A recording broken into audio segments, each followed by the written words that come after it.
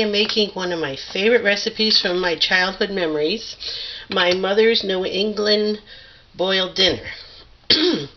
Now, many people have told me that when they hear New England boiled dinner, they think it means seafood. But I grew up in upstate New York, out in the country, and my mom made New England boiled dinner with ham. And you can use any kind of ham you like.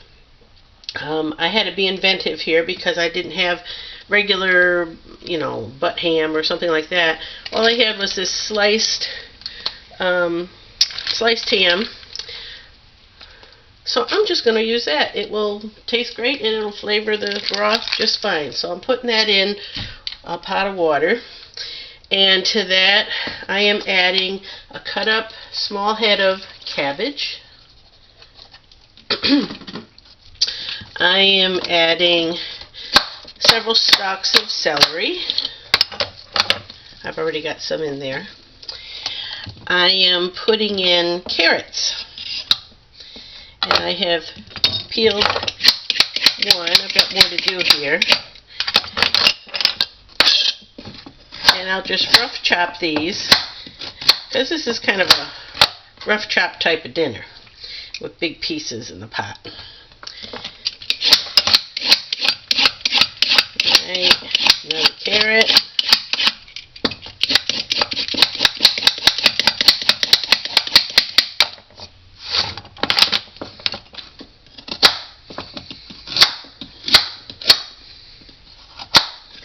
Try to get them uniform in size so they cook the same amount of time. Like if one part is really thick, you can cut that one in half lengthwise so it cooks the same as the slimmer side of the slimmer end of the carrot.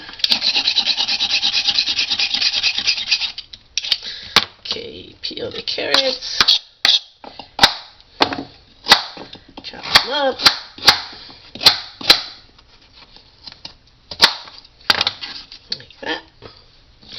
All these peels will go in my compost pile. You may hear me say that several times, many times, when you see me make different recipes.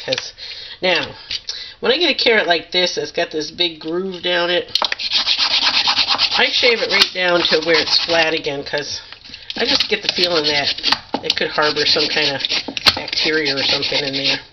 So I just get it down flat and then peel the rest of it.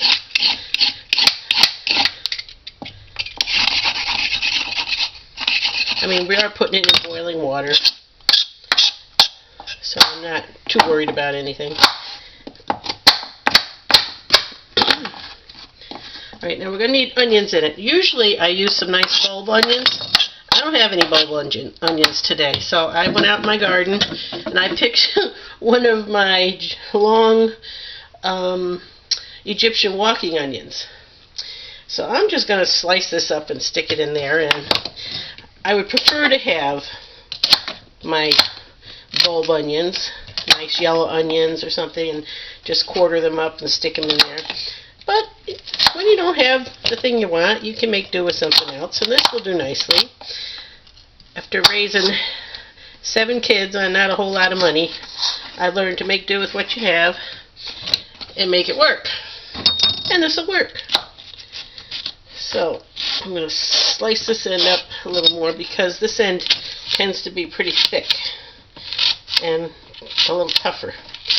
So we'll slice it up the middle to give it some time to, some room to soften as it cooks. And this upper part is just tubular. So just make circles. These Egyptian walking onions are great though. You have them all winter long. It's like scallions. They keep all winter in the garden, even under the snow. Okay, that should do me. Now for seasonings, I'm going to put in maybe 3 bay leaves. I'm getting to the bottom of my jar here, so some are broken up. I'm going to put in maybe 6 or 8 peppercorns. You want to try and fish these out afterward because it's not really, I could put them in a cheesecloth or something, but yeah, just fish them out afterward. They're not very pleasant to bite down on or to get a whole mouthful of pepper. And then for salt, now of course the ham will have salt in it, so you don't need a whole lot of salt. I'm going to put maybe a half a teaspoon in, and for this big pot, and then we'll taste it later and see if I need any more. I may need more. So then all I do is I give it a stir. Ham, cabbage, carrots, celery, onion, some spices,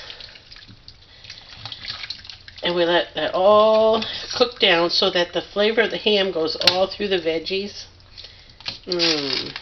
This is one of my favorites. Alright, I'm going to put a lid on it. And keep it on a simmer. And I'm going to let that go a couple hours. And we'll be back in a bit. And I'll show you what. Hold the phone. I'm back. I forgot the potatoes. I knew I was forgetting something. Okay, I just scrubbed these potatoes. I got 1, 2, 3, 4, 5 or 6 of them here. And then I just cut them up in a rough chop again. You know, a little bigger than bite size probably. Or if you want to make them bite size, you can. But I think they might get too mushy if you made them much smaller. So I just have them and then cut them in like 6 pieces and put those in. Like that. Yeah, you can't have New England boiled dinner without potatoes. Okay, you get the gist of this. I'll get all the potatoes in. When I get back, we'll be talking about finishing up.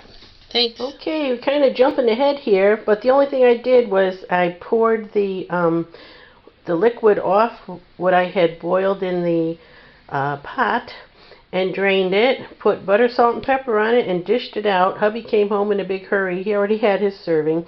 So we're serving up our New England boiled ham dinner with a nice swirl pumpernickel rye bread and a glass of iced tea with mint from my garden. And it was really, really delicious. So try this New England boiled dinner. It's so simple to make and so tasty. And send me some comments and let me know what you think. Thank you. Bye-bye.